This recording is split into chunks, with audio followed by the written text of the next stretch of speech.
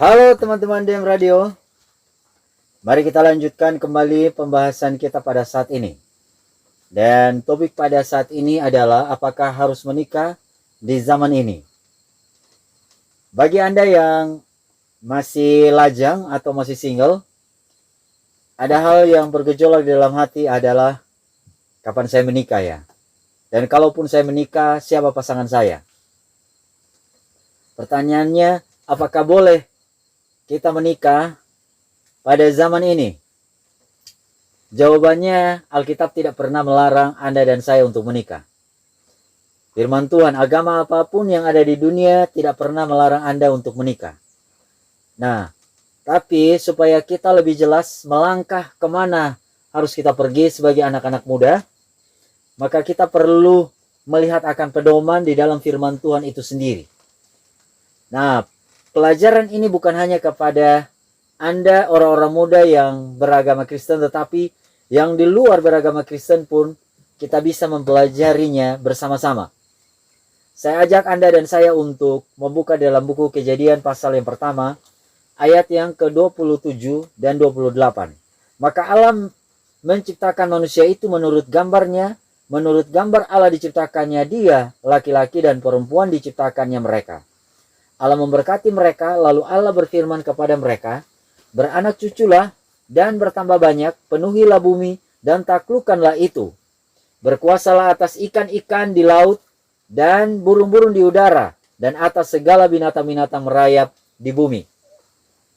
Kalau kembali kita perhatikan dalam buku Kejadian pasal yang pertama ayat yang ke-28, 27 dan 28, Tuhanlah yang menjadikan laki-laki dan perempuan, dan Tuhan juga yang memberkati mereka. Dan dalam arti adalah bahwa Tuhanlah yang membentuk rumah tangga. Tuhanlah yang menikahkan nenek moyang kita yang pertama, yaitu Adam dan Hawa, di taman yang disebut dengan Eden. Itulah sebabnya kita yakini ini sebagai lembaga pernikahan. Dan ini adalah salah satu lembaga yang Tuhan ciptakan. Lembaga pertama yang Tuhan ciptakan di Taman Eden. Nah, kalau demikian, pada waktu Tuhan menciptakan manusia dan kemudian menciptakan lembaga yang pertama yang disebut dengan pernikahan, maka sebenarnya ini untuk kebahagiaan siapa? Untuk kebahagiaan Tuhan atau untuk kebahagiaan manusia? Jawabannya adalah ini untuk kebahagiaan manusia. Dan sudah jelas, kalau manusia bahagia, maka Tuhan pun yang adalah pencipta juga berbahagia. Dan itulah sebabnya kalau kita kembali melihat apa yang dikatakan di dalam buku Kejadian pasal yang pertama ayat yang ke-27 dan 28, maka kita mengambil kesimpulan bahwa sesungguhnya pernikahan itu adalah untuk kebahagiaan manusia, dan ini diciptakan di awal waktu penciptaan dunia ini. Kalau demikian, bagaimana dengan zaman kita saat ini? Masih wajarkah anak-anak muda, para pemuda dan pemudi menikah pada zaman ini? Sekali lagi saya mau katakan bahwa ketika Anda datang kepada firman Tuhan, tidak ada larangan bagi Anda dan saya yang disebut dengan pemuda atau pemudi untuk menikah. Tidak ada. Tetapi yang saya mau katakan di sini sesuai dengan perkataan firman Tuhan, baik pemuda maupun pemudi haruslah bijaksana. Bagaimana caranya supaya kita bijaksana? Mari kita lihat sesuai dengan zaman kita pada saat ini. Kita harus melihat bagaimana amaran Tuhan. Awalnya Tuhan katakan, beranak cuculah dan bertambah banyak, penuhilah bumi dan taklukkanlah itu. Berkuasalah atas ikan-ikan di laut dan burung-burung di udara dan atas segala binatang yang merayap di bumi. Anda dan saya yakin bahwa Tuhan pada zaman dahulu, sekarang, dan yang akan datang adalah Tuhan yang tidak berubah. Saya setuju itu, namun ingat baik-baik bahwa Anda dan saya perlu bijaksana, artinya Anda perlu melihat akan zaman yang sementara terjadi zaman ini. Apa yang sedang terjadi zaman ini Dan Anda sendiri harus melihat apa yang Tuhan mau Anda lakukan. Apa yang butuh Anda lakukan, bukan apa yang ingin Anda lakukan. Nah, bagaimana caranya? Sehubungan dengan pernikahan ini, mari saya baca untuk Anda dan saya, bagi para pemuda dan pemudi, di dalam buku Testimony for the Church, volume 5, halaman 366. Firman Tuhan berkata demikian. Dengan umur dunia sekarang ini, sementara babak-babak sejarah dunia segera berakhir dan kita memasuki masa kesusahan yang tidak pernah terjadi sebelumnya, maka makin sedikit ikatan pernikahan diadakan, akan lebih baik bagi semua orang, laki-laki maupun perempuan. Kembali lagi, di situ dibilang dengan umur dunia sekarang ini, sementara babak sejarah dunia segera berakhir. Dan kita memasuki masa kesusahan. Masa kesusahan yang maksud ini adalah masa the time of trouble. Masa yang disebut dengan masa kesukaran besar. Masa kesukaran besar dengan kata lain, masa 7 malapetaka yang dikasih tahu dalam buku Wahyu 16. Atau dengan kata lain, masa kepicikan Yakub. Waktu mau mendekati masa itu, maka firman Tuhan menganjurkan untuk mengurangi ikatan pernikahan adalah lebih baik. Sekali lagi, tidak ada larangan Anda dan saya untuk menikah. Alkitab firman Tuhan tidak mengatakan bahwa Anda tidak boleh menikah. Namun Anda dan saya perlu mempertimbangkan. Pada masa-masa, waktu-waktu mendekati masa yang disebut dengan 7 malapetaka, maka mengurangi ikatan pernikahan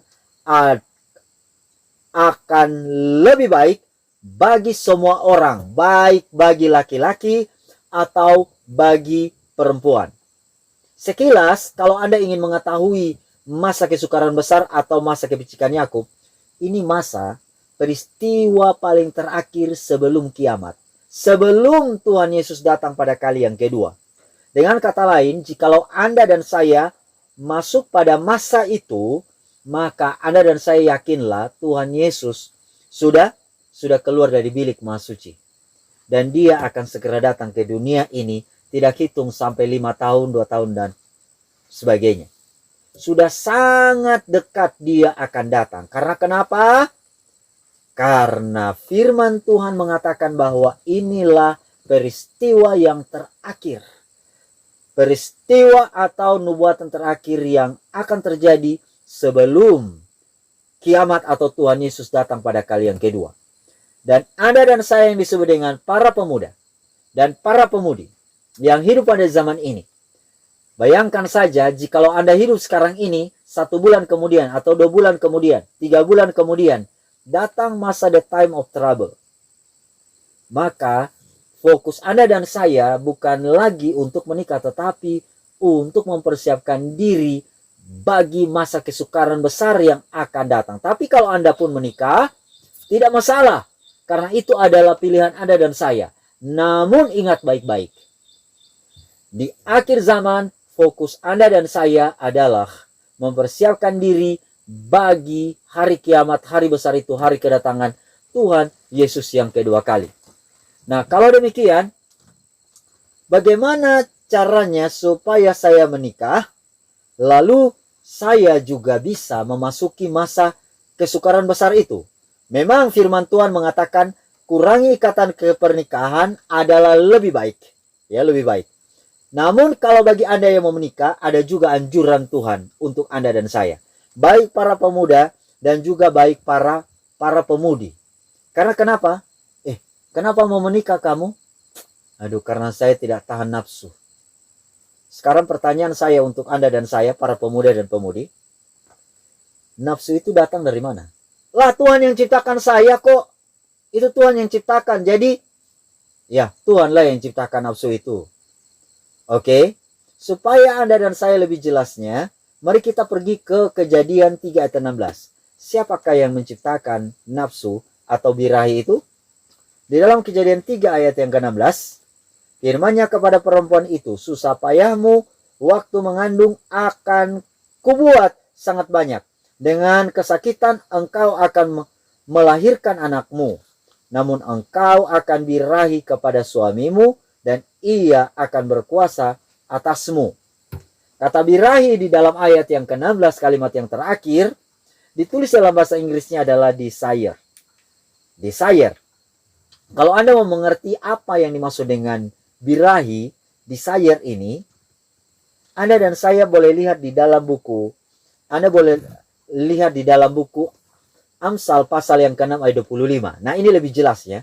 Jangan menginginkan kecantikannya dalam hatimu, janganlah terpikat oleh bulu matanya. Kalau lihat dalam bahasa Inggrisnya dia menggunakan kata lust not after her beauty in thine heart, neither let her take thee with her eyelids. Nah, tolong perhatikan baik-baik kata lust, L-U-S-T. Ini sebenarnya artinya nafsu. Nah, nafsu ini, ingat baik-baik, pada waktu Tuhan menjadikan manusia yang pertama di Taman Eden, baik dia laki-laki maupun dia perempuan, maka ini adalah hal yang suci, adalah hal yang murni. Namun apa yang membuat nafsu ini pada akhirnya kotor setelah manusia jatuh ke dalam dosa? Setelah manusia jatuh ke dalam dosa, ini tidak lagi ditempatkan sesuai dengan tempatnya. Tidak ditempatkan sesuai according to the right place and the right time. Maka inilah tidak sesuai dengan tempatnya dan tidak sesuai pada waktunya. Maka inilah yang menyebabkan nafsu ini kotor. Ini kotor. Desire ini jadi kotor. Bahasa manusia, bahasa saya terlalu terbatas untuk mengungkapkannya. Itulah sebabnya Anda dan saya para pemuda-pemudi, semua orang akan dituntun oleh setan setelah manusia jatuh ke dalam dosa. Dia tidak menggunakan prinsip tetapi menggunakan perasaan. Dan oleh karena dia menggunakan perasaan, maka yang terjadi adalah nafsu birahinya yang awalnya adalah murni, yang awalnya adalah bersih, yang awalnya itu adalah suci, setelah jatuh ke dalam dosa jadi tidak murni dan tidak suci. Apalagi manusia sudah menempatkan tidak pada waktunya, belum sempat diberkati, sudah lakukan hubungan badan, dan tidak pada tempatnya. Makanya ada begitu banyak perselingkuhan. Ini tidak pada tempatnya. Perselingkuhan di mana-mana, sudah menikah tetapi selingkuh. Adapun hubungan yang tidak normal yang disebut dengan hubungan sesama jenis, ini juga tidak pada tempatnya, dan inilah yang membuat kotor. Di awalnya yang disebut dengan desire ini adalah murni. Seks itu adalah suci, dan itu diciptakan oleh Tuhan untuk menjadi kebahagiaan bagi para pemuda dan pemudi. Namun kenapa itu kotor? Karena tidak ditempatkan sesuai pada tempatnya dan tidak pada waktunya. Nah, itulah sebabnya jangan heran ada istilah yang disebut dengan pacaran. Baik bagi para pemuda dan para pemudi, ingat baik-baik, di akhir zaman nasihatnya adalah alangkah baiknya kurangi ikatan pernikahan. Bukan tidak boleh menikah ya, kalau Anda mau menikah, tapi ingat harus ikut kaidah-kaidah yang Tuhan mau sampaikan kepada Anda dan saya. Istilah pacaran ini adalah istilah yang sudah diketahui oleh hampir semua orang, dan kalau mau diartikan itu adalah mengungkapkan saling kasih, saling cinta mencintai antara pemuda dan pemudi. Tetapi pertanyaannya adalah, apa nasihat dari Tuhan kepada Anda dan saya di dalam hal pacaran ini? Pacaran boleh atau tidak? Iya, bolehlah. Tetapi mari kita lihat di dalam buku Amanat pada Orang Muda halaman 422. 422, di situ dikatakan masa pacaran sebagaimana diadakan orang pada zaman ini adalah suatu rencana penipuan dan pura-pura. Dalam bahasa Inggrisnya, scheme of deception and hypocrisy. dengan mana musuh segala jiwa mempunyai lebih banyak pengaruh daripada Tuhan. Jadi masa pacaran sebagaimana yang diadakan pada zaman ini adalah apa? Adalah suatu rencana penipuan. Suatu rencana penipuan dan pura-pura. Anda dan saya tidaklah salah melihat lawan jenis lalu Anda jatuh hati. Tetapi ingat baik-baik, jangan percaya kepada gerakan hati. Jangan percaya kepada cinta pada pandangan pertama. Karena kenapa? Karena sesungguhnya ini bohong. Anda dan saya kalau ikut perasaan, maka Anda dan saya mengikuti apa yang disebut dengan nafsu. Karena kalau ada orang yang mengatakan bahwa aku percaya kok cinta pada pandangan pertama, ini perasaan. Karena kalau Anda dan saya mengerti apa yang disebut dengan cinta sebenarnya, itu Anda dan saya tidak bisa bilang, aku percaya kok cinta pada pandangan pertama. Ini adalah gerakan hati yang bisa menipu para pemuda dan pemudi. Nah, itulah makanya Anda dan saya harus berhati-hati. Baik para pemuda dan pemudi, harus berhati-hati. Kalau tidak mau berhati-hati, cara gampangnya ya tidak usah menikah. Tapi kalau Anda dan saya mau menikah, maka Anda dan saya perlu berhati-hati dengan gerakan hati. Jangan percaya langsung dengan gerakan hati. Jangan percaya kepada cinta pada pandangan pertama, karena sesungguhnya bukanlah rencana Tuhan agar Anda dan saya harus mengikuti gerakan hati. Jangan percaya. Karena kenapa? Karena urutannya ada. Apakah urutannya itu? Sebelum Anda memasuki masa yang disebut dengan pacaran. Jangan melakukan hubungan pacaran sesuai dengan anjuran kafir. Sesuai dengan anjuran dunia ini. Yang pada akhirnya Anda merusak lembaga pernikahan yang pertama kali Tuhan ciptakan di Taman Eden. Nah, itulah sebabnya ada prinsip yang disebut dengan reserve. Anda pernah dengarkan apa yang disebut dengan reserve? Reserve ini adalah suatu prinsip yang memberikan batas-batas kepada setiap pribadi, pria dan wanita di dalam berinteraksi satu sama lain. Agar privasi tiap pribadi tetap terjaga, terhindar dari kesalahpahaman dan efek balik sentuhan fisik antara lawan jenis, serta mempersiapkan setiap pribadi baik fisik dan mental hanya untuk pasangan lawan jenis yang Tuhan sudah berikan atau akan tunjukkan di kemudian hari. Dek, bapakmu jual sate ya? Loh bang, kok bisa bilang demikian? Iya, soalnya matamu menusuk-nusuk hatiku. Ya, bayangkan saja kalau anak gadis dengarkan kata-kata ini. Mungkin Anda bilang, ini biasa aja kok. Tetapi kalau anak-anak gadis yang dengarkan kata-kata ini, apa yang terjadi? Istilahnya ngelepek-ngelepek. Maka yang terjadi adalah dia akan bukan merenungkan firman Tuhan, merenungkan kata-kata Anda. Malam tidur ingat, bangun tidur ingat kata-kata abang. Apalagi kalau Anda sudah mulai maju selangkah, yang disebut dengan sentuhan fisik. Ini belum sempat pacaran, tapi ini masih disebut dengan teman. Tetapi teman sekarang ini kan yang disebut dengan TTM, teman tapi mesra. Jadi pegang sini, pegang sana. Ingat baik-baik, kalau Anda dan saya benar-benar mau mengikuti anjuran Tuhan, tidaklah lakukan seperti ini. Karena kenapa? Karena dengan mengumbar kata, dengan meraba-raba ke sana sini, maka yang terjadi adalah Anda dan saya akan jatuh ke perangkap setan. Saya yang bilang seperti ini bukan berarti saya sudah suci, tidak. Saya juga banyak kali jatuh, tetapi ingat baik-baik, jangan pernah orang jatuh terus-menerus dan pada akhirnya Tuhan dipermalukan, bukan dipermuliakan.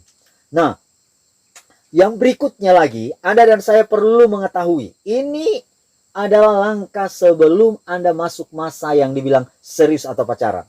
Setiap lawan jenis yang Anda temui adalah pribadi yang Kristus kasihi, di mana Allah telah persatukan dia. Pribadi itu mau bibir sumbing atau bibir normal, mau rambutnya keriting, rambutnya lurus, mau kulitnya kadoan atau tidak, mau kulitnya itu hitam atau putih atau sawo matang, ingat baik-baik, orang-orang ini adalah milik siapa? Adalah milik Kristus. Dan setiap lawan jenis yang Anda temui adalah pribadi yang Kristus kasihi. Yang Tuhan sedang persiapkan dia untuk dipersatukan dengan seseorang di dalam suatu pernikahan yang kudus. Jadi Anda dan saya tidak memiliki wewenang apapun terhadap lawan jenis yang Anda temui. Dan tidaklah tepat memiliki motif untuk menguasai, menikmati, mempermainkan perasaan fisik mereka hanya untuk kesenangan daging semata. Dia kan temanku, gak apa-apa lah. Aku gandeng-gandengan sama dia. Kemudian aku rangkul-rangkulan sama dia. Aku cipika-cipiki sembarang sama dia. Oh, tidak bisa. Jangan atas nama dia adalah sahabat dekat atau dia adalah saudara, kemudian kita melakukan tindakan seenaknya saja. Kewenangan apapun yang Anda lakukan harus sesuai dengan prinsip firman Tuhan. Jangan lakukan seenaknya. Tapi aku berkata kepadamu, setiap orang yang memandang perempuan serta menginginkannya sudah berzina dengan dia di dalam hatinya. Saya mau tanya, apakah ini hanya berlaku kepada orang yang sudah menikah? Tidak. Apakah ini hanya berlaku kepada mereka yang benar-benar sudah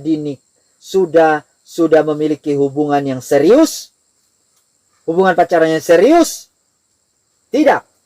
Tetapi yang belum memiliki hubungan pacaran yang serius pun, ingat baik-baik, Anda dan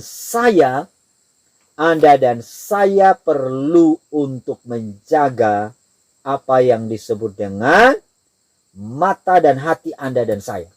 Supaya Anda dan saya jangan berzina dalam hati. Karena kenapa? Perzinahan yang paling banyak dilakukan saat ini bukan hanya secara tubuh, tetapi di dalam hatinya dia sudah mulai memikirkan dan dia sudah mulai menghayal dan berimajinasi yang enggak dia sudah berzina di dalam hatinya.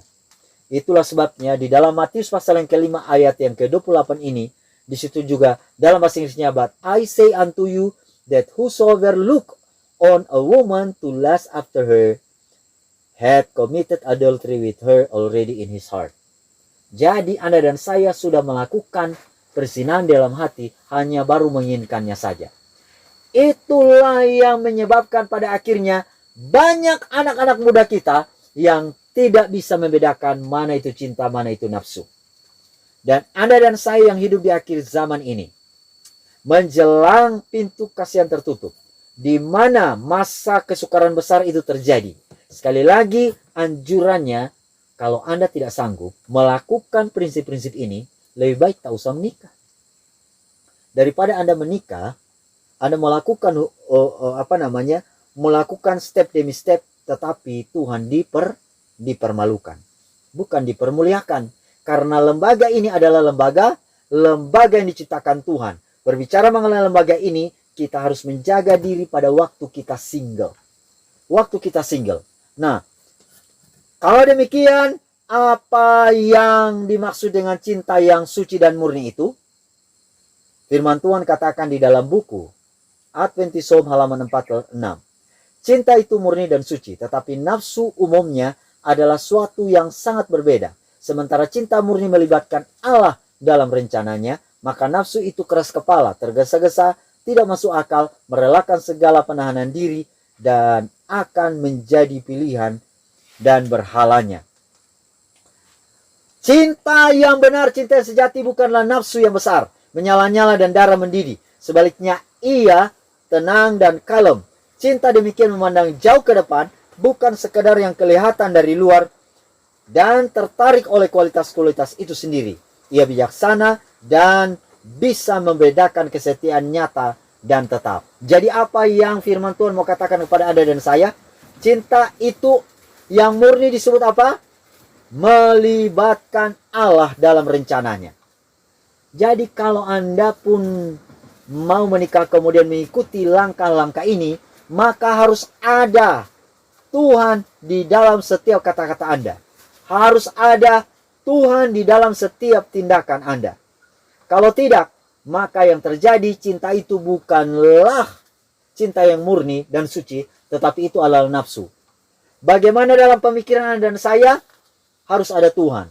Jikalau di dalam pemikiran kita, kita berniat, kita mau hasrat kita menggebu-gebu mendekat seseorang, tetapi itu hanyalah oleh karena nafsu birahi dan tidak melibatkan Allah di sana, maka inilah yang disebut dengan nafsu. Dan itulah sebabnya Anda dan saya perlu memperhatikan ini dengan baik. Sementara nafsu bagaimana katanya? Nafsu umumnya adalah suatu yang sangat berbeda. Nafsu keras kepala, tergesa-gesa, tidak masuk akal, merelakan segala penahanan diri. Jadi itulah makanya kenapa ada banyak tindakan-tindakan amoral, abusing di mana-mana. Karena kenapa? Karena nafsu yang ditonjolkan, bukan cinta. Orang-orang yang disebut dengan para pemuda dan para pemudi sudah lebih mengikuti kata hatinya, bukan kata Tuhan. Ingat baik-baik, kalau Anda mengikuti kata Tuhan, maka Anda harus punya prinsip sesuai dengan kata firman Tuhan, baik dalam Bible, Alkitab, ataupun roh nubuat, sehingga jalan Anda dan saya tidak salah. Dan di sana ada pengendalian diri yang kuat, bukan tergesa-gesa dan bukan nafsu yang menyala-nyala, tidak. Dan itulah sebabnya cinta yang sejati juga, dia memandang jauh ke depan. Kalau Anda dan saya tidak memandang jauh ke depan, maka yang terjadi adalah otak Anda itu akan jadi otak yang pendek, tidak panjang. Pemikiran kita pemikiran yang pendek. Dan orang-orang yang kebanyakan menggunakan perasaan ini adalah orang-orang yang menunjukkan otaknya pendek, pikirannya pendek. Dan kalau Anda dan saya sempat melakukan seperti ini, maka Anda dan saya perlu untuk bertobat. Kamu sekarang sudah hidup sebagai mahasiswa. Biarlah pikiranmu tetap berada sekarang dalam perkara-perkara rohani. Jagalah semua rasa sentimen terpisah dari kehidupanmu. Serahkanlah dirimu kepada pengekangan diri yang waspada dan taklukkanlah dalam pemerintahan diri sendiri. Nah, inilah nasihat Tuhan untuk Anda dan saya.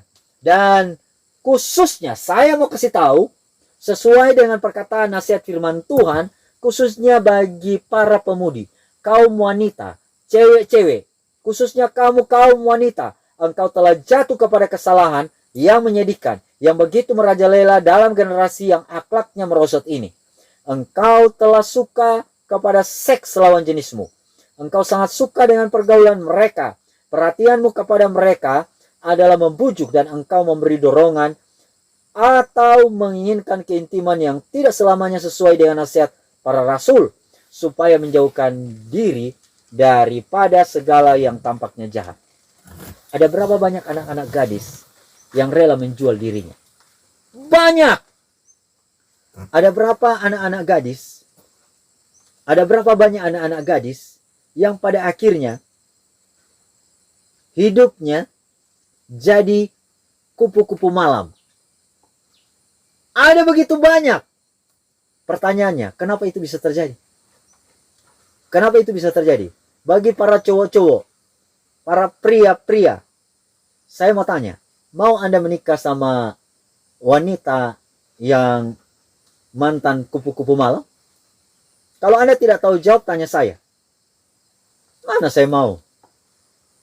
Rata-rata laki-laki yang benar-benar mempersembahkan dirinya, benar-benar mau untuk Tuhan dan juga untuk istrinya, kalau dia tahu seperti itu, maka dia tidak akan mau. Nah, itulah sebabnya ini bukan hanya kepada para wanita saja, bukan hanya kepada anak gadis saja, tapi juga kepada laki-laki. Kenapa sampai pada akhirnya ada begitu banyak anak gadis yang rela menjual dirinya oleh karena seks, oleh karena uang, yang rela menjadikan dirinya sebagai kupu-kupu malam? Kenapa itu bisa terjadi? Karena kenapa? Yang pertama, karena dia tidak melatih dirinya. Tubuhnya termasuk darahnya tidak dilatih untuk bersih. Kalau darah udah kotor, maka yang terjadi pengendalian diri kurang. Itu makanya saya mau kasih tahu, ada hubungannya antara makanan dan juga makanan, minuman, apa yang masuk dalam tubuh kita dengan kita punya pengontrolan diri terhadap nafsu birahi ini. Jangan heran dalam buku Matius pasal yang ke-24 ayat yang ke-37-38. Sebab sebagaimana halnya pada zaman sebelum air bah itu mereka makan dan minum, kawin dan mengawinkan sampai kepada hari Nuh masuk ke dalam batrah. Kenapa dia menggunakan kata makan dan minum baru kawin mengawinkan? Karena Alkitab tahu, firman Tuhan mengetahui bahwa kalau salah makan, salah kawin. Anda dan saya kalau tidak percaya, Anda dan saya boleh ngetes diri Anda dan saya sendiri. Kalau Anda dan saya biasakan untuk mengotorkan diri, darah Anda dan saya, maka pengendalian diri terhadap nafsu birahi pun akan sangat sulit Anda dan saya kalahkan. Dan karena ini sudah kalah, maka banyak perempuan, banyak anak-anak gadis yang mulai memberikan matanya sebagai mata penggoda, jelalatan kemana-mana, pandang-pandang genit. Kalau sudah mulai seperti itu, maka para pria pun lama-kelamaan akan tergoda. Satu kali oke, dua kali, tapi berturut-turut terus-menerus, maka yang terjadi akan tergoda. Dan kalau sudah tergoda, maka dia akan ketagihan. Perempuan akan ketagihan, laki-laki akan ketagihan, step demi step, step by step, dia akan masuk kepada perangkap setan. Dan oleh karena masuk kepada perangkap setan, yang tadi hanya matanya yang menjadi penggoda, kini tangannya, tubuhnya, lama-kelamaan dia akan menjadi hamba seks. Dan itulah sebabnya banyak anak-anak gadis yang jadi kupu-kupu malam. Anda dan saya yang mendengarkan pekabaran ini harus kembali lagi kepada apa yang menjadi nasihat Tuhan. Karena Tuhan mau di akhir zaman, kalau Anda dan saya tidak sanggup mengikuti kaidah-kaidah ini hanya berbicara sebelum, ini belum berbicara masa pacaran ya, sebelum masuk masa pacaran ini. Banyak anak-anak muda, baik para pemuda dan pemudi, sudah menjual dirinya, hatinya. Bukan berikan kepada Tuhan, tetapi berikan kepada lawan jenisnya dan bahkan kepada nafsu birahinya. Nah, itulah makanya bagi para pemuda, jangan terlalu percaya pada gerakan hati. Seharusnya mereka jangan terlalu mudah menyerahkan diri atau terlalu mudah terpesona oleh penarikan luar sang kekasih.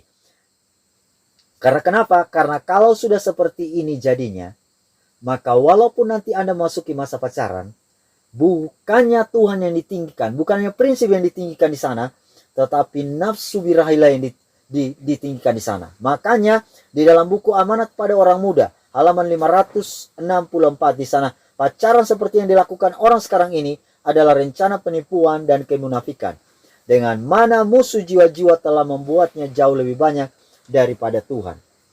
Anda dan saya perlu bangun dari setiap kesalahan yang sementara dibuat oleh banyak anak-anak muda.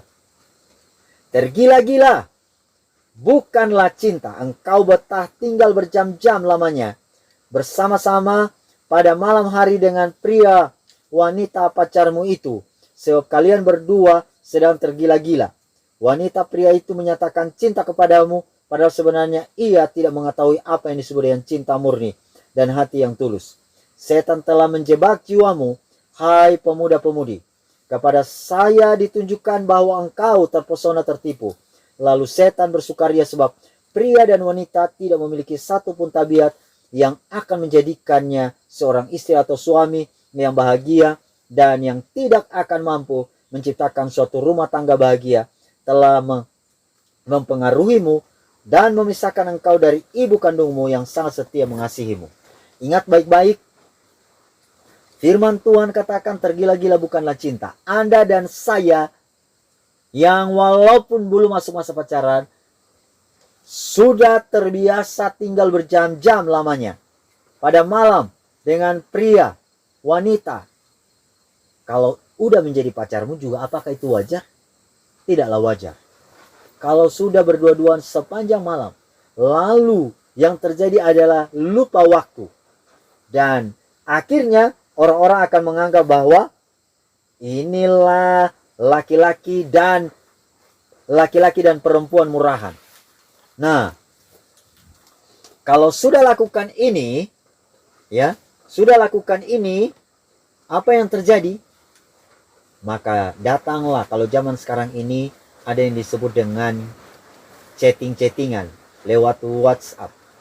Sayang, kemudian dibalas lagi pasangannya. Iya sayang, lagi apa nih? Kemudian sang kekasihnya balas, temannya balas, sedang berpikir keras nih yang. Hasilnya yang, hasil apa sih yang? Hasil mikirin aku ya. Lalu kemudian dibalas, anjing gue hamil yang. Waduh, sudah. Apa yang terjadi? Bayangkan saja, sebelum masuk masa yang disebut dengan masa pacaran, sudah buat seperti ini. Kalau masuk masa pacaran pun belum menikah, wajarkah buat seperti ini? Tidak. Dan inilah yang terjadi kepada banyak anak-anak muda.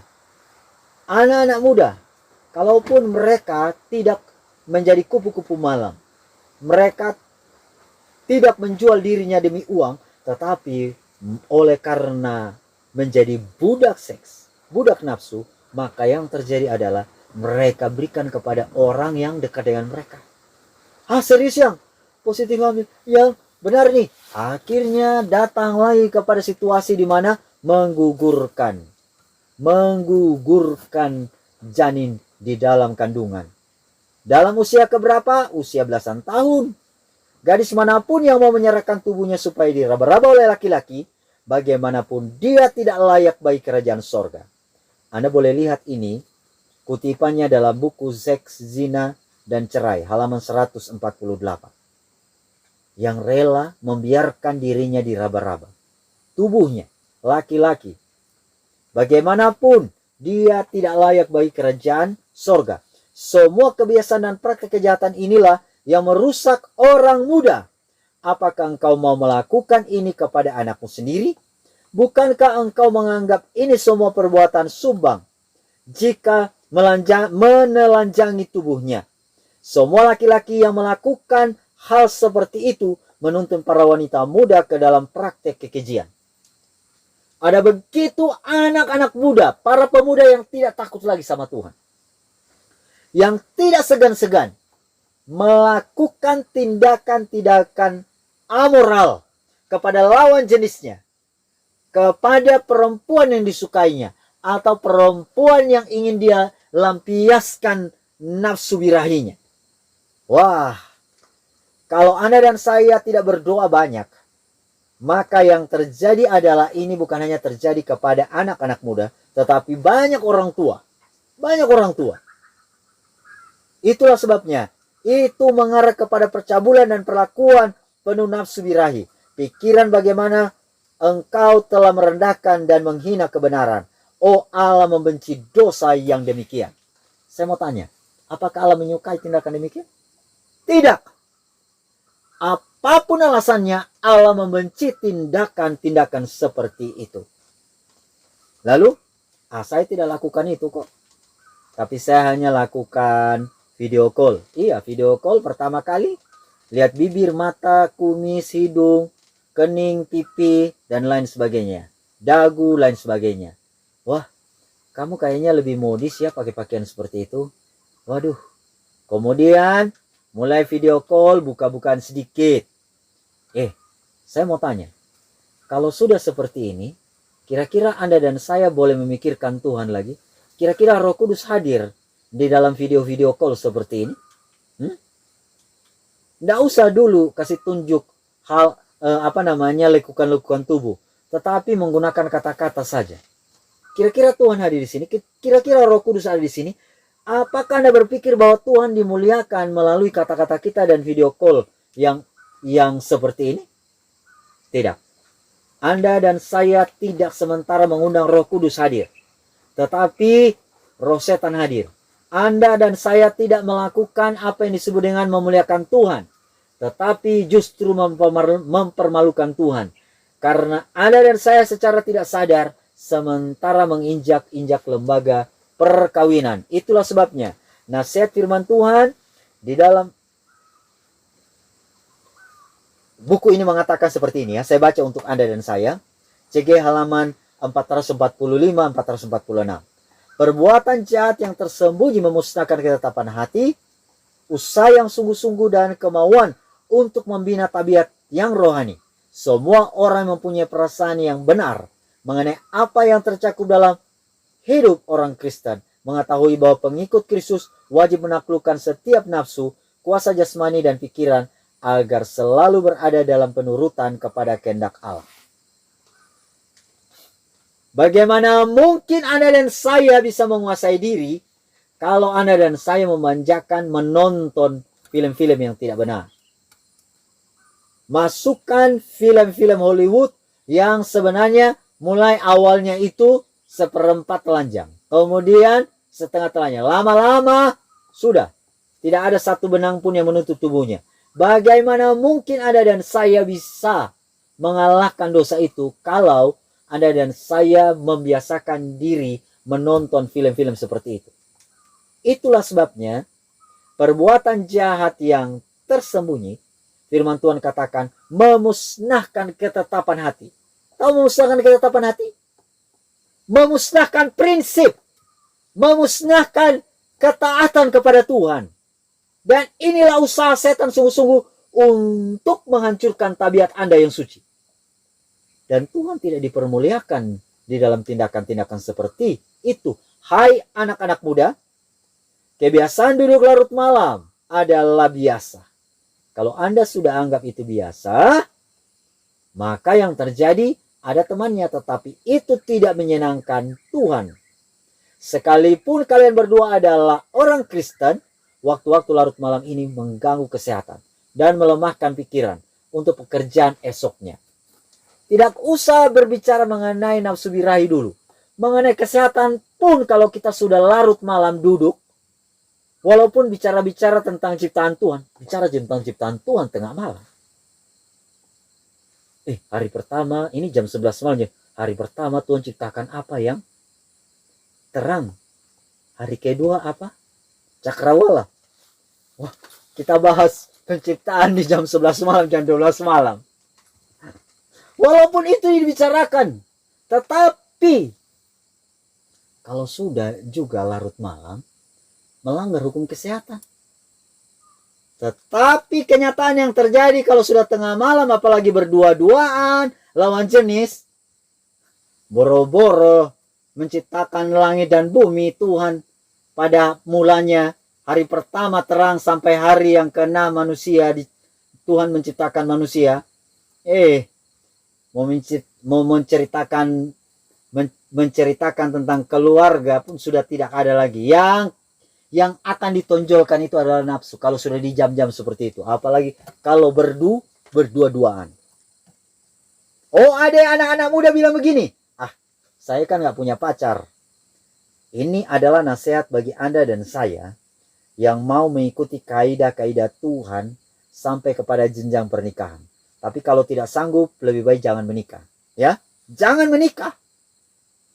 Tapi tidak ada larangan, tidak ada paksaan. Kalau Anda mau menikah, silakan ikut kaidah-kaidah Tuhan daripada lembaga pernikahan ini diinjak-injak oleh para pemuda dan pemudi. Bagi para pemuda bilang, saya tidak punya pacar kok. Saya juga tidak lakukan hal itu. Duduk larut malam, apalagi yang disebut dengan video call tanpa busana, tidak ada. Saya tidak lakukan itu. Tetapi apa yang terjadi kepada banyak pemuda dan pemudi? Onani dan masturbasi. Karena kenapa? Karena darahnya sudah kotor, makanannya tidak benar. Setiap hari Kentucky Fried Chicken dan kemudian lain sebagainya, tidak bisa mengontrol dengan makan daging, ikan dan lain sebagainya, tidak sanggup lagi untuk mengontrol darahnya kotor, maka yang terjadi mulai lakukan yang disebut dengan onani.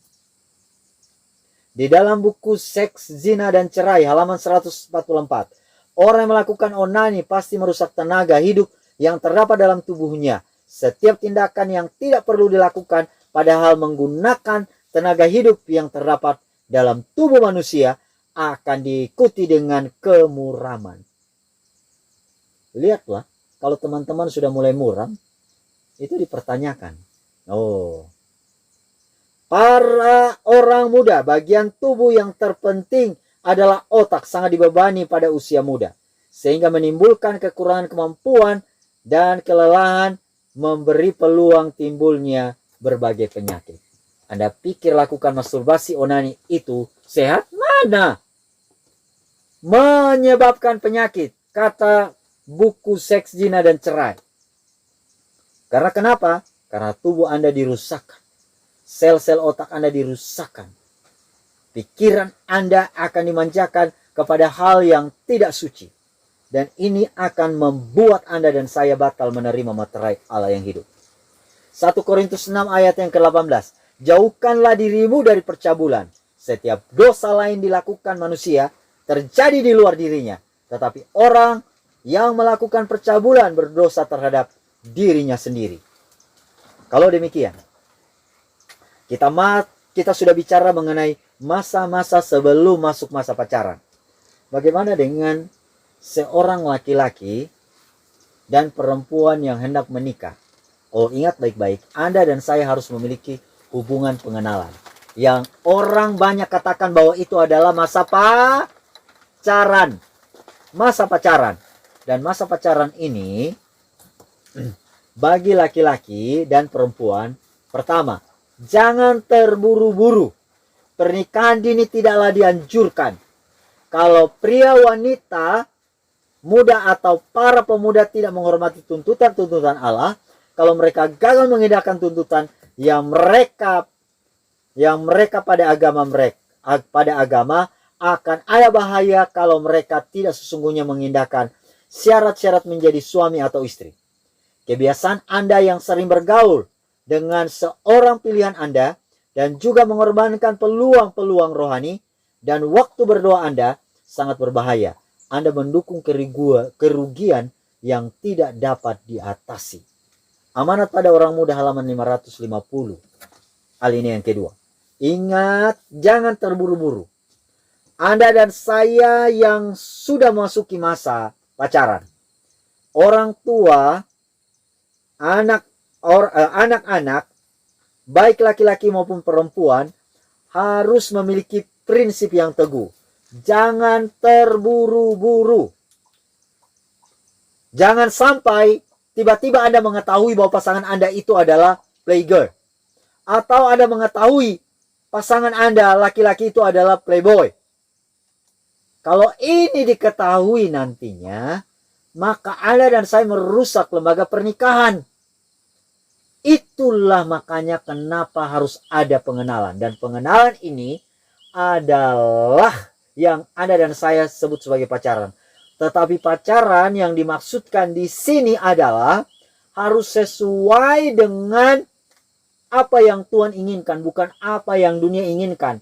Kalau yang Anda lihat masa-masa pacaran sekarang ini, itu tidak sesuai lagi dengan kehendak Tuhan. Karena kenapa? Dia bilang, aduh, kawanku itu setia.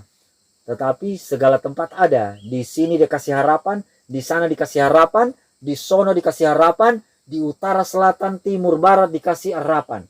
Semua di kampung mana dikasih harapan. Yang namanya diketemu menarik, cantik, dikasih harapan. Aku cinta kamu. Aku juga. Sampai di sana dia bilang, aku cinta kamu.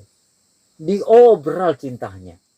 Tapi tahu tidak, nasihat bagi sidang, halaman 155, alinea kedua, di situ dikatakan, mempermainkan cinta adalah suatu kejahatan yang bukan kecil saja pada pemandangan Allah yang suci. Meskipun demikian, ada pemuda-pemuda yang menunjukkan seolah-olah menaruh hati kepada wanita-wanita muda dan memikat hati mereka, dan kemudian pergi dan melupakan segala perkataan yang telah mereka ucapkan serta pengaruhnya. Satu wajah yang baru menarik hati mereka dan mereka ulangi perkataan yang sama, memberikan perhatian yang sama kepada yang lain.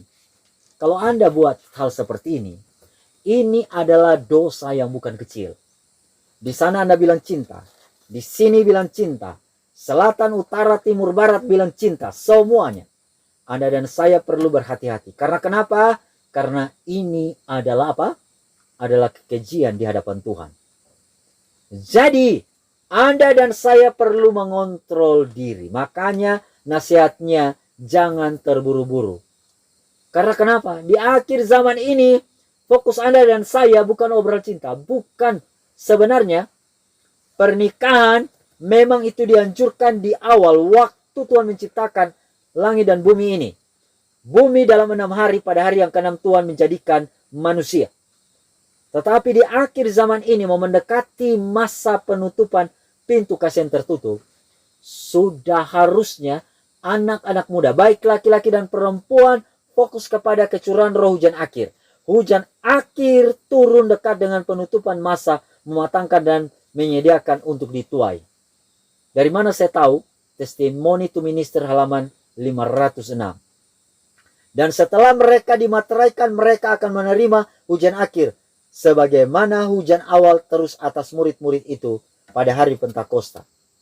Anda dan saya, kalau biasakan kata-kata cinta yang diobrol ke sana sini, baik laki-laki dan perempuan, jangan harap untuk bisa mendapat meterai Allah.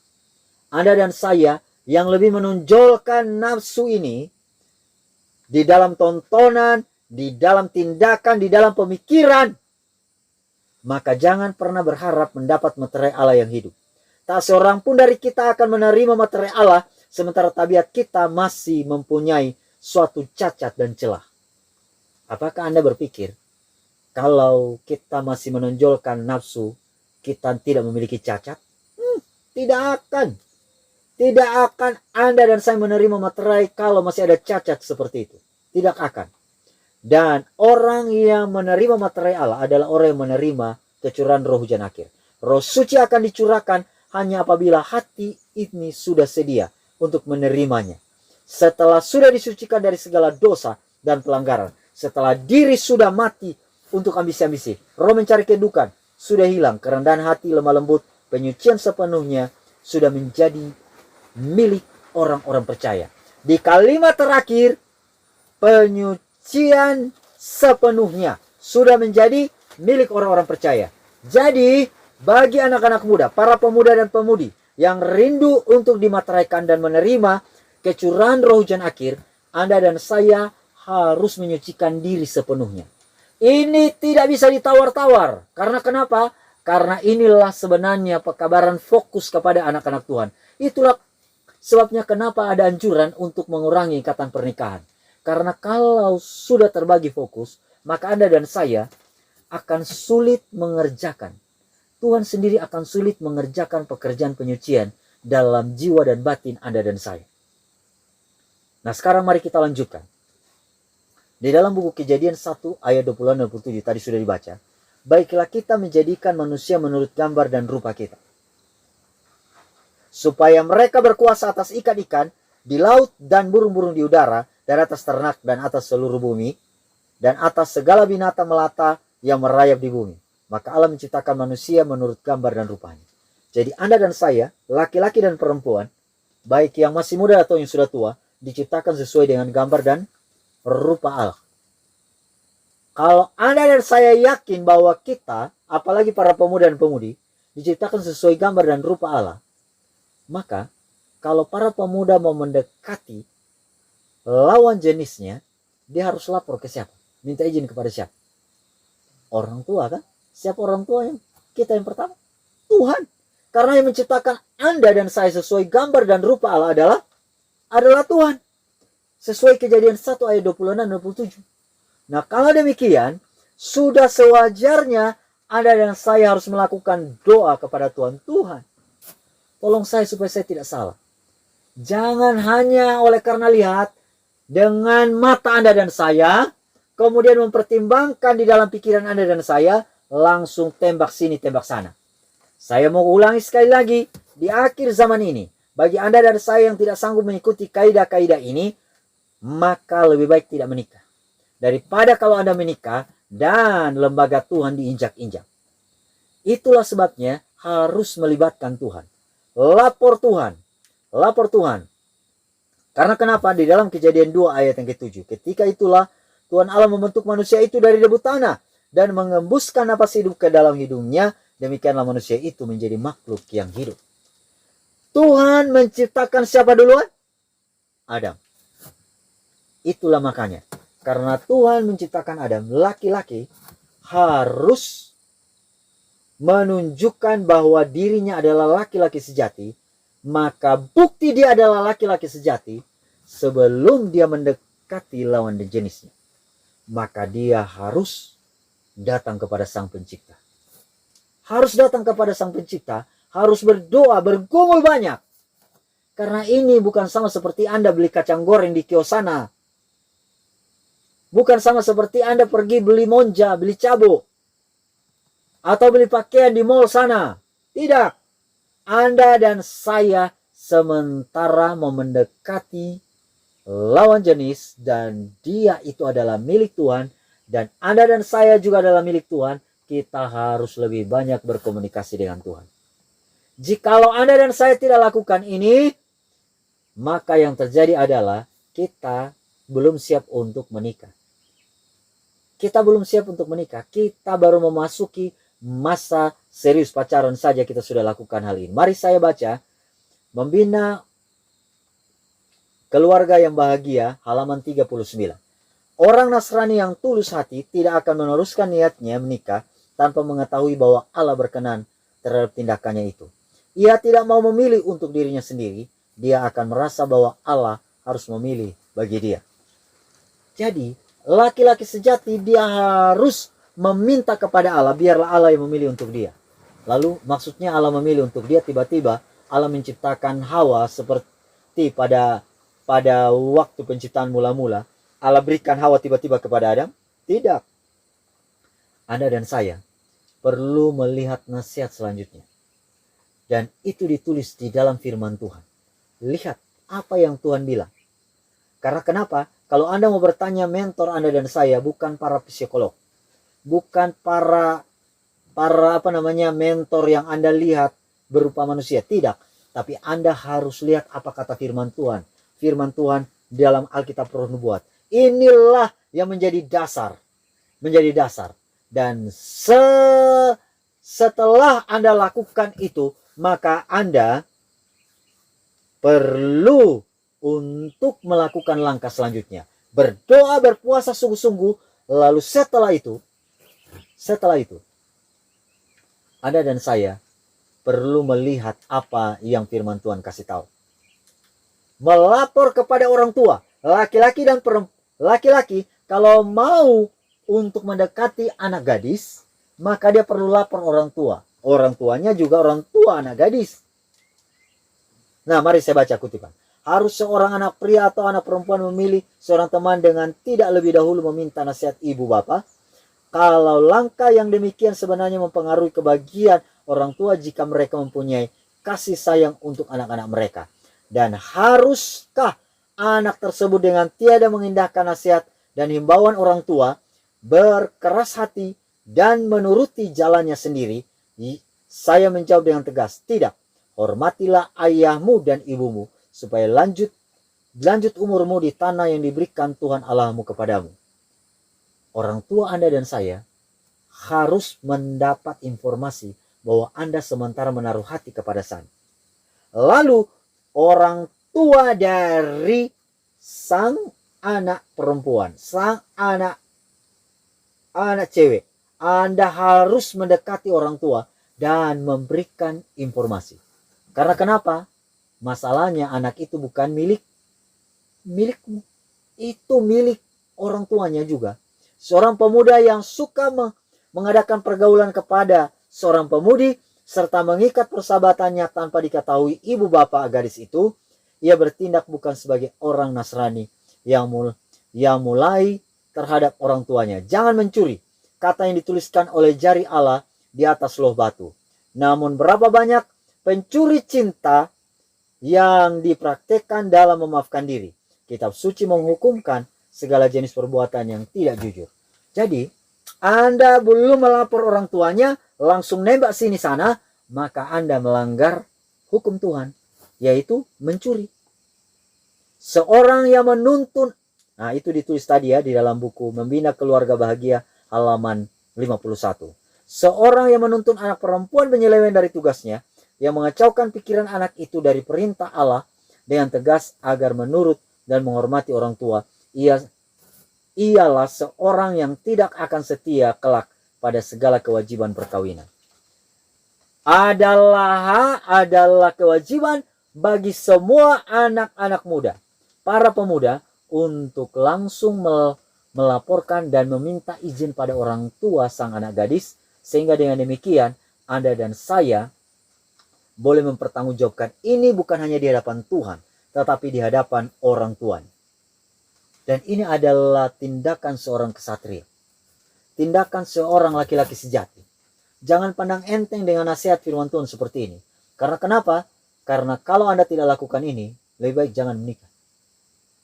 Saya mau kasih tahu sesuai dengan nasihat firman Tuhan, jangan menikah. Karena kenapa? Kita belum mau memuliakan Tuhan dalam setiap langkah kita.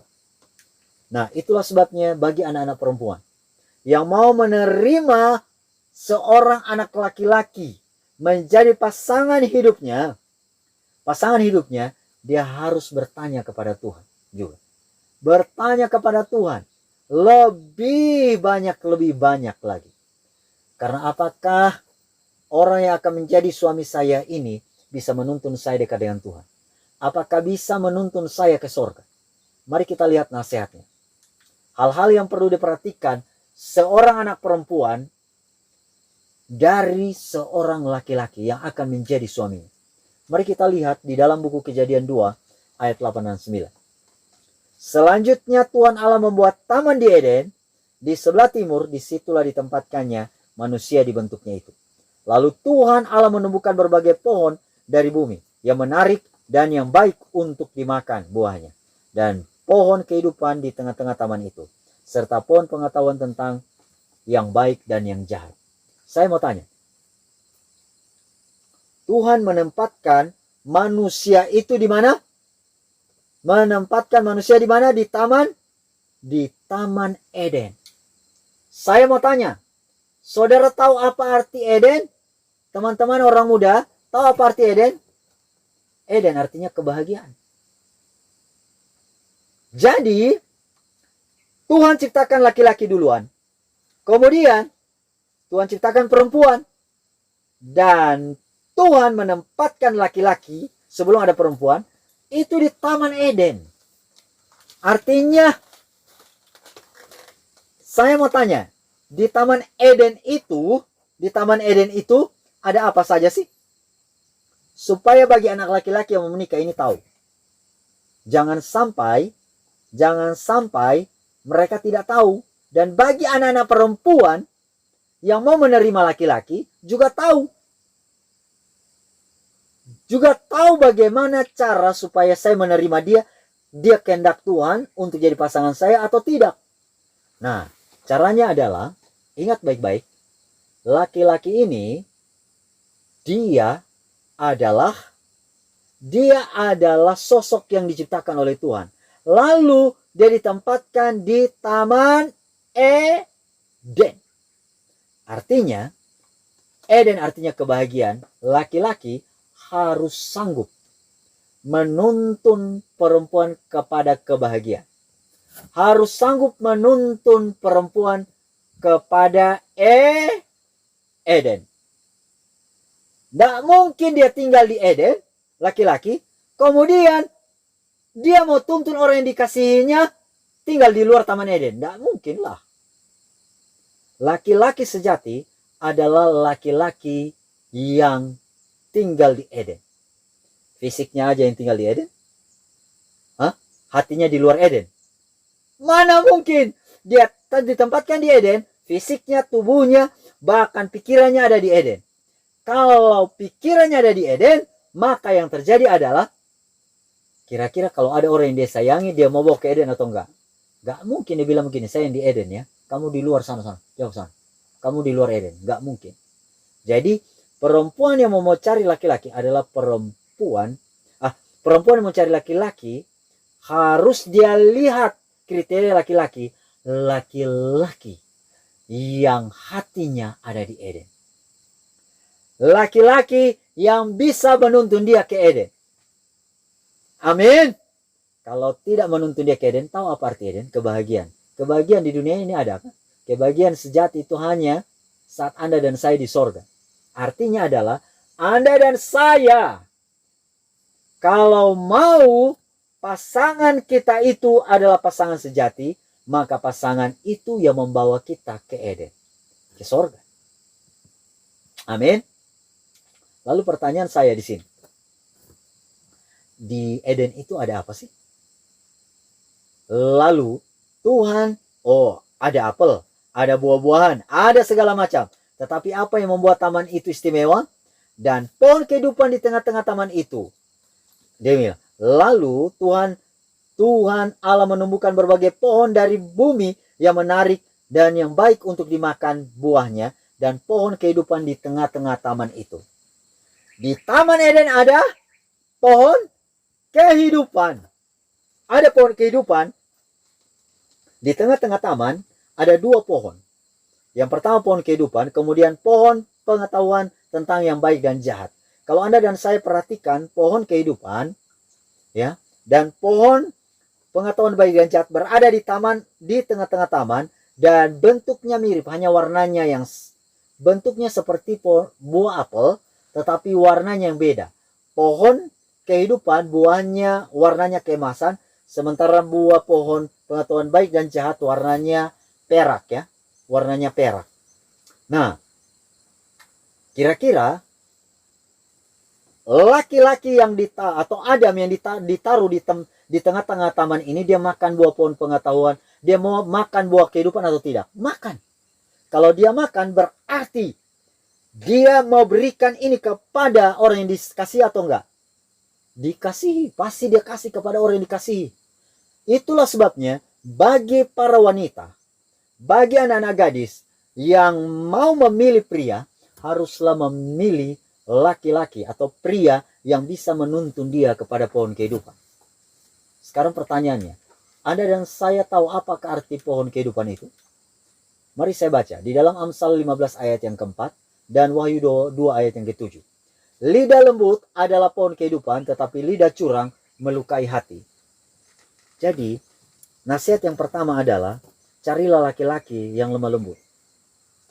Jangan cari laki-laki yang lidahnya curang. Ya. Karena di dalam Amsal pasal 15 ayat 4 mengatakan lidah lembut adalah pohon kehidupan. Tetapi lebih daripada itu, di dalam buku Wahyu 2 ayat yang ke-7, siapa bertelinga hendaklah ia mendengar apa yang dikatakan Roh kepada jemaat-jemaat. Barang siapa menang, dia akan diberi makan dari pohon kehidupan yang ada di Taman Firdaus. Laki-laki yang sejati adalah laki-laki yang menuntun pasangannya kepada pohon kehidupan, yang menuntun dia kepada hidup yang kekal, yang menuntun pasangannya untuk menang terhadap dosa-dosa kesayangan. Karena kenapa? Karena dalam buku Wahyu pasal 2 ayat yang ke-7, orang yang berhak menerima pohon kehidupan adalah orang yang menang terhadap dosa kesayangan. Laki-laki yang sejati, yang harusnya dipilih oleh para wanita, yang dipilih oleh wanita, anak gadis, harusnya memilih laki-laki yang bisa menuntun dia kepada pohon kehidupan, yang bisa menuntun dia untuk mengalahkan dosa-dosa kesayangan. Karena kalau tidak dilakukan demikian, maka yang terjadi adalah laki-laki seperti itu tidak layak disebut dengan suami. Laki-laki yang sejati adalah laki-laki yang bisa menuntun pasangannya untuk makan buah pohon kehidupan. Dan orang yang makan buah pohon kehidupan, sesuai Wahyu 2 ayat yang ke-7, adalah mereka yang menang. Menang terhadap apa? Menang tinju? Tidak. Menang melawan dosa kesayangan. Nah sekarang, sebelum menerima lamaran pernikahan, hendaklah setiap wanita menyelidiki apakah pria dengan siapa ia hendak mengabungkan nasibnya layak atau tidak. Bagaimana cara kehidupannya pada waktu yang silam. Apakah kehidupannya suci? Apakah cinta yang diucapkan itu bersifat mulia dan tulus, ataukah itu hanya rayuan emosional saja? Apakah dia mempunyai sifat-sifat tabiat yang akan membuat dia berbahagia? Dapatkah ia memperoleh kesejahteraan sejati dan kesukaan dalam kasih sayangnya? Masih diperbolehkan dia memelihara kepribadian atau harus mempertimbangannya dan angan-angan hatinya diserahkan ke bawah pengendalian suaminya? Sahabat-sahabatku, teman-teman DM Radio, saya mau kasih tahu bahwa laki-laki yang sejati adalah laki-laki yang benar-benar menjunjung tinggi akan nilai-nilai moral sesuai dengan apa yang Tuhan kehendaki. Dan dia sesuai dengan buku membina keluarga bahagia. Di situ dikatakan, dapatkah ia menunaikan tuntutan juru selamat sebagai hal yang terutama? Masih dapatkah terpelihara tubuh dan jiwa, segala pikiran dan maksud tetap suci dan bersih? Pertanyaan-pertanyaan ini mempunyai arti yang sangat penting demi kesejahteraan setiap wanita yang akan memasuki ikatan pernikahan. Jadi Anda dan saya, laki-laki dan perempuan, khususnya para anak gadis yang mau menikah, harus mempertanyakan pertanyaan ini. Kenapa? Karena ini pertanyaan penting. Jangan sampai nanti sudah masuk masa pernikahan, sudah masuk hari-hari pernikahan, tahun-tahun pernikahan, aduh saya menyesal. Saya sudah tahu dia sebenarnya siapa, tapi kenapa saya mengikuti kata hati saya? Tidak bisa lagi begitu. Kalau Anda mau bilang menyesal, jangan nanti sudah menikah. Kalau mau bilang menyesal, sekarang. Karena menyesal pada waktu menikah pun sudah tidak ada guna. Tidak mungkin lagi harus bercerai. Biarlah seorang wanita menerima seorang pria menjadi teman hidupnya yang mempunyai ciri-ciri tabiat yang suci, perkasa, seorang yang rajin, bercita-cita tinggi dan jujur, seorang yang cinta dan takut akan Allah. Waduh, kalau Anda baca ini, maka Anda bilang begini, sudah. Ini hanya dimiliki oleh malaikat saja. Tapi tidak mungkin kan saya harus nikah sama malaikat? Ada. Kalau Anda bilang jarang, iya memang, jarang. Karena zaman sekarang ini, rata-rata laki-laki, perempuan, semua otak anak-anak manusia, baik laki-laki dan perempuan, sudah dirusakkan setan. Melalui banyak objek, banyak. Bukan hanya makanan, bukan hanya tontonan, bukan hanya minuman, tetapi udara, zat-zat kimia, dan sebagainya.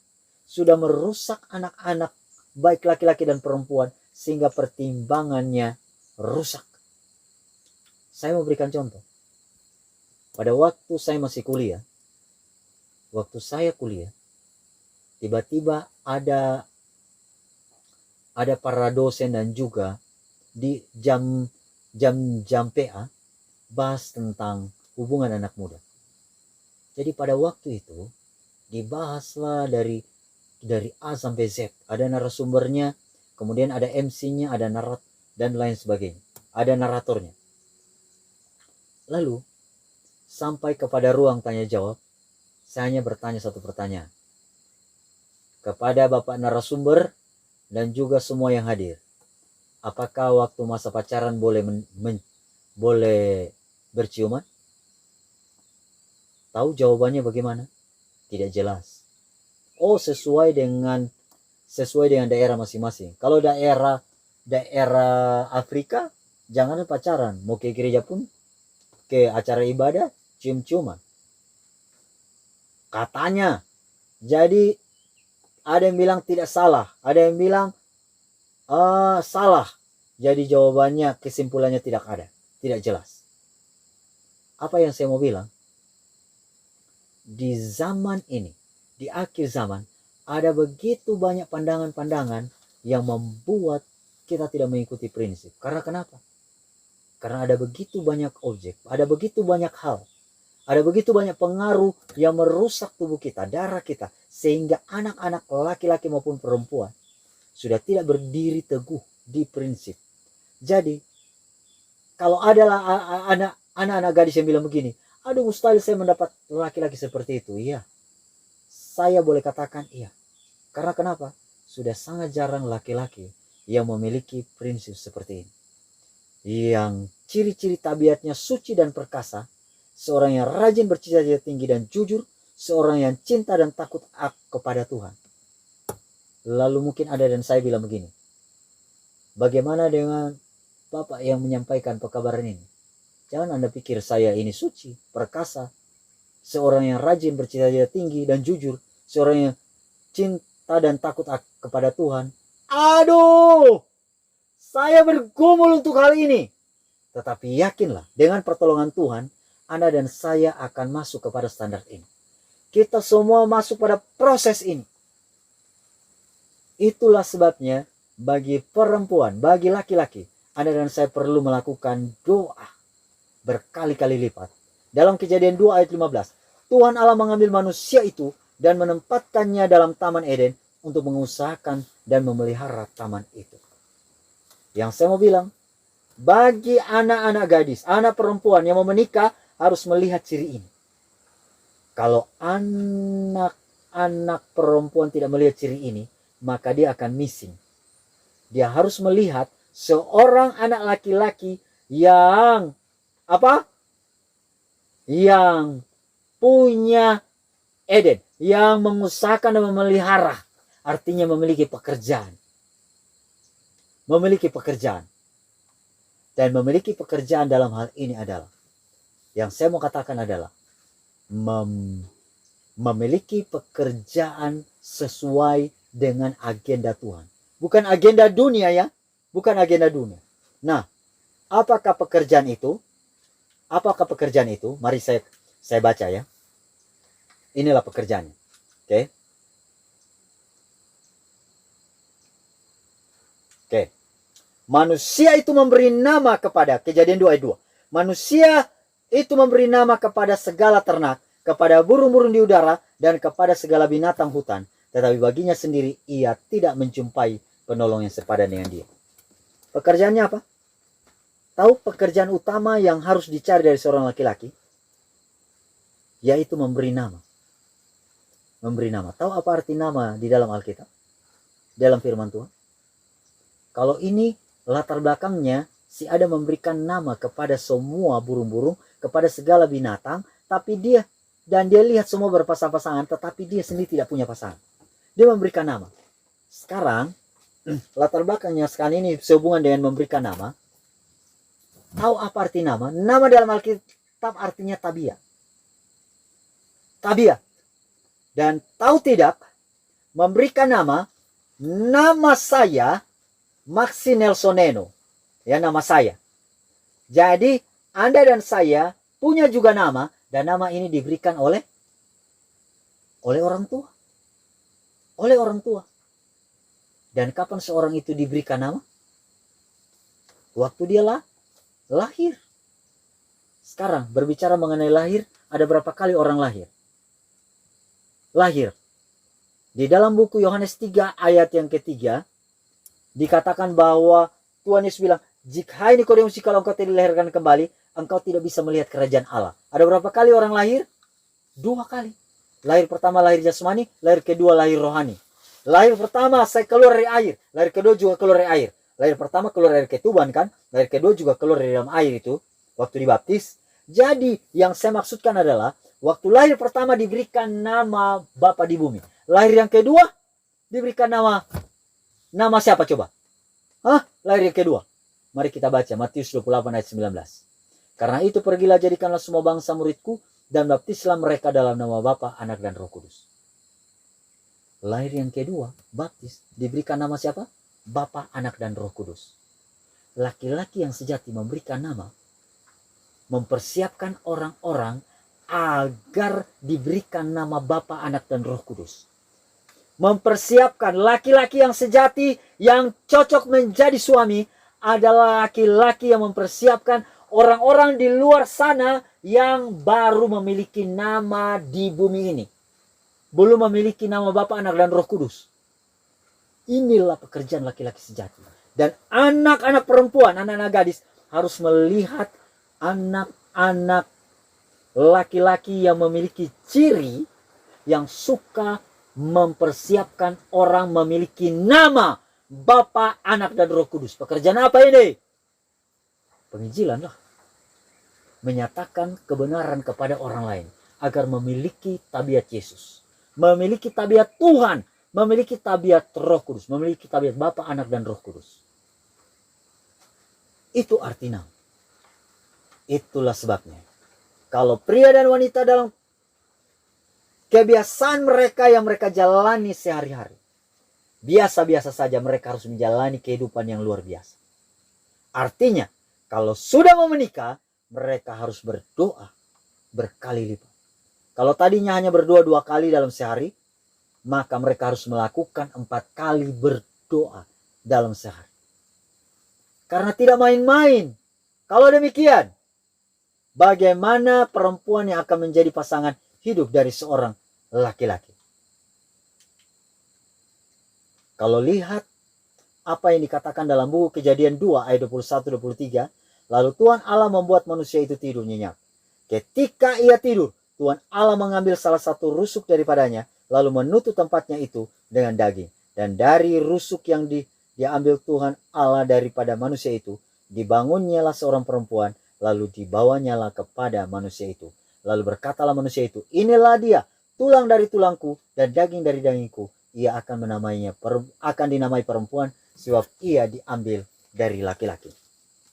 Jadi poin saya pada saat ini, bagi semua perempuan yang akan menjadi pasangan seorang laki-laki, dia harus menyadari bahwa dia itu adalah diambil dari laki-laki. Dia bukan kepala. Jadi sekarang ini ada ajaran disebut dengan emansipasi wanita. Emansipasi wanita, makanya ada begitu banyak sekali wanita-wanita jadi pemimpin. Jangan sampai di rumah tangga wanita jadi pemimpin ya. Ini adalah menyalahi kodrat Tuhan. Laki-laki harus jadi pemimpin. Kalau Anda tidak sanggup lakukan ini, lebih baik tidak usah menikah. Karena sekarang ada banyak rumah tangga, perempuan seolah-olah jadi pemimpin. Laki-lakinya kerja jaga anak dan masak. Tidak bisa seperti itu. Laki-laki adalah tugas utamanya adalah untuk menjaga istri, anak. Sementara perempuan tugasnya mendampingi, bukan jadi memimpin laki-laki. Kemudian mengasuh anak. Karena kenapa? Karena buku Kejadian pasal 2 ayat 21. Itu laki-laki duluan, baru kemudian perempuan diambil. Dari mana? Tulang rusuk. Bukan tulang kepala ya, tulang rusuk. Tahu apa tulang rusuk? Jadi penolong. Bukan tulang kepala supaya perempuan itu lebih tinggi dari laki-laki. Bukan tulang tangan supaya perempuan itu dipukul-pukul. Bukan tulang kaki supaya ditendang-tendang. Atau derajatnya lebih rendah. Tidak. Tetapi jadi penolong. Tapi dia tidak bisa jadi pemimpin. Anda dan saya harus mengerti. Kejadian 2 ayat 21 sampai 23. Biarlah seorang pemuda mencari seorang teman yang berdiri di sampingnya, yaitu yang cocok untuk memikul bersama beban dalam hidupnya. Seorang yang pengaruhnya akan memuliakan, menghaluskan dia, serta akan menjadikan dia bahagia dalam kasihnya. Sekarang ini ada presiden wanita, ada juga gubernur, bupati wanita, ya ada juga ketua jemaat wanita. Tapi kalau mau lihat apa yang firman Tuhan katakan ini, sebenarnya laki-laki harus jadi pemimpin, bukan perempuan. Dalam memilih seorang istri, pelajarilah tabiatnya. Adakah dia itu sabar, bersungguh-sungguh? Laki-laki juga harus cerdas. Cerdas bukan berkata-kata, memilih pasangan hidupnya. Kalau dia pilih seorang yang tidak sabar dan bersungguh-sungguh, apa guna? Untuk apa dia jadi penolong? Atau apakah ia tidak peduli kepada ibu bapak saat mereka memerlukan seorang anak yang kuat tempat mereka bersandar? Lalu yang berikutnya adalah, kalau lihat di dalam buku Membina Keluarga Bahagia, perempuan yang harus dicari oleh laki-laki adalah, adakah seorang yang engkau hendak nikahi itu akan membawa kebahagiaan kepada rumah tanggamu? Adakah dia wanita seorang yang tahu menghemat? Kalau hari-hari dia hanya menghambur-hamburkan duit, untuk apa menikah? Lalu hari-hari dia hanya poles bibir, poles mata, alisnya dicabut, kemudian bulu matanya dicabut, diganti dengan lentikan-lentikan bulu matanya lagi. Kita sudah tidak sanggup membedakan mana kuntilanak, mana perempuan. Anda dan saya perlu melihat hal ini. Karena kenapa? Karena Tuhan tidak dipermuliakan dengan cara seperti itu. Wanita yang dicari, perempuan yang dicari harus tahu berhemat dan juga tidak cinta penampilan. Berdandan sampai 2 jam. Berdandan sampai 3 jam. Kenapa waktu itu tidak digunakan untuk melakukan hal-hal yang lebih positif? Memangnya kalau berdandan bukan positif? Iya, tidak salah berdandan. Tapi jangan sampai 2 sampai 3 jam. 1 jam kelamaan, setengah jam juga kelamaan. Karena kenapa? Karena Tuhan mau agar kita mengetahui bahwa kecantikan yang sebenarnya adalah kecantikan hati. Kalau engkau, hai saudariku, terpancing hendak menyatakan hidupmu dengan seorang gadis muda yang tidak berpengalaman, yang sebetulnya kurang dalam pendidikan, kebiasaan hidup sehari-hari, berarti engkau mengadakan kesalahan. Tetapi kekurangan ini pun kecil adanya kalau dibandingkan dengan pengetahuan yang tidak ada padanya tentang kewajiban kepada Allah. Mana yang lebih penting? Pengetahuan seorang wanita terhadap dunia atau pengetahuan tentang Tuhan? Ya sudahlah, pengetahuan tentang Tuhan, tentang jalan keselamatan. Sehingga nanti kalau rumah tangga itu dikaruniai anak, maka sang ibu akan menuntun anaknya kepada Tuhan, kepada takut akan Tuhan. Inilah pengetahuan yang perlu diketahui oleh semua perempuan yang mau menjadi calon, menjadi istri. Kalau begitu bagaimana dengan masalah usia, masalah umur? Ini juga penting. Jangan pernah pandang enteng dengan masalah usia. Mari saya baca kutipannya. Perhubungan yang diadakan pada masa kanak-kanak seringkali berakibat kesengsaraan dalam perkawinan ataupun dalam perceraian yang mendatangkan malu. Perhubungan yang terlalu pagi, apalagi kalau diadakan dengan tidak setahu orang tua, jarang sekali berakhir dengan baik. Cinta yang masih muda itu harus ditahan sampai waktunya tiba, apabila umur yang sudah cukup pengalaman, yang cukup membuat cinta itu mulia dan selamat untuk membukakan rantainya. Seorang yang muda yang masih belum lewat 20 tahun umurnya tidak dapat menimbang dengan baik tentang kewajaran seorang yang sama mudanya pula dengan dia untuk menjadi kawan hidupnya. Jadi Anda dan saya perlu memperhatikan umur. Jangan menikah di umur belasan. Ya, paling kurang di atas 20-an tahun. Karena ini sangat penting. Kebaikan, karena betul kalau mau dilihat, perempuan kedewasaannya lebih cepat dari laki-laki. Tetapi ingat baik-baik, perempuan juga tidak bisa menjadi pemimpin. Makanya ada anjuran kalau boleh laki-laki harus memiliki usia lebih tinggi. Dan itulah sebabnya ketika Anda dan saya melihat akan apa yang dibilang oleh firman Tuhan ini, maka kita perlu mengikutinya dengan takut akan Tuhan. Di dalam buku Amanat pada Orang Muda halaman 415, kebaikan masyarakat serta perhatian yang setinggi-tinggi dari pelajar-pelajar menuntut supaya mereka tidak akan mencoba memilih kawan hidupnya sementara tabiat mereka belum dewasa, pikirannya belum cukup tua, dan sementara mereka itu jauh dari penjagaan dan pimpinan ibu bapa. Adalah hal yang sangat berbahaya kalau laki-laki dan perempuan yang belum memiliki kedewasaan yang cukup lalu masuk kepada lembaga pernikahan. Cerai cepat, selingkuh cepat, dan pada akhirnya siapa yang menderita? Mereka saja? Tidak. Orang tua juga turut menderita.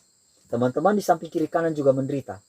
Dan setan pada akhirnya tepuk tangan, dan usahanya yang dilakukan berhasil terhadap menghancurkan lembaga pernikahan yang Tuhan ciptakan. Dan itulah sebabnya setan tetap sibuk mendesak orang-orang muda yang tidak berpengalaman supaya kawin. Setan sedang bekerja keras dalam mempengaruhi orang-orang yang sama sekali tidak cocok buat satu sama lain supaya bersatu dalam perkawinan. Tahu ada berapa banyak anak-anak muda yang menikah belasan tahun? Banyak sekali. Dan tahu tidak, ada begitu banyak kehancuran rumah tangga terjadi oleh karena pernikahan usia dini.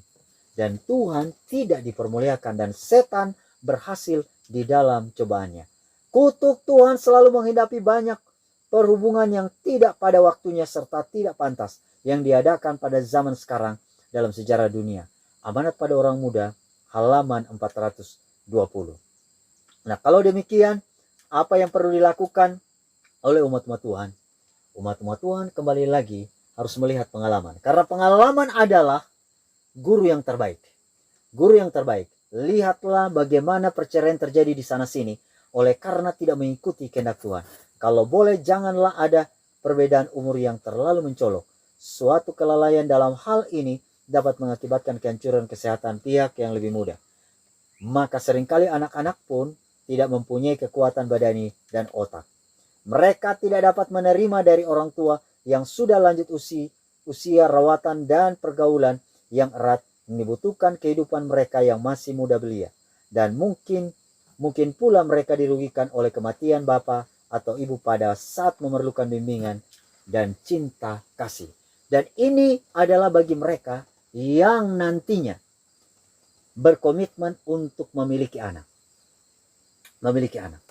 Tidak salah Anda dan saya memiliki anak, tetapi ingat baik-baik, di masa-masa sebelum masa pintu kasihan tertutup, anjuran bagi Anda dan saya adalah kurangi ikatan pernikahan. Bukan tidak boleh menikah ya.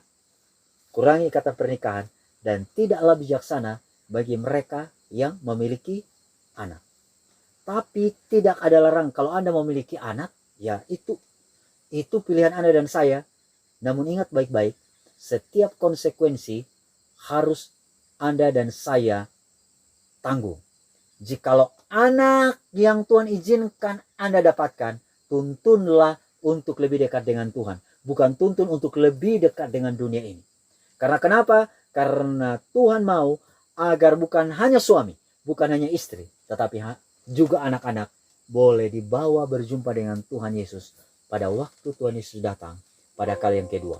Biarlah Tuhan memberkati kita, adalah doa dan harapan kita. Mari kita berdoa. Bapa di sorga, terima kasih Engkau telah menyertai kami. Kami telah membahas pekabaran pada saat ini. Ajarlah kami untuk melihat apa yang benar di hadapan Tuhan, agenda Tuhan untuk rumah tangga di akhir zaman. Agar dengan demikian kami boleh mengikuti apa yang Tuhan sampaikan kepada kami. Terima kasih Tuhan, ini doa kami.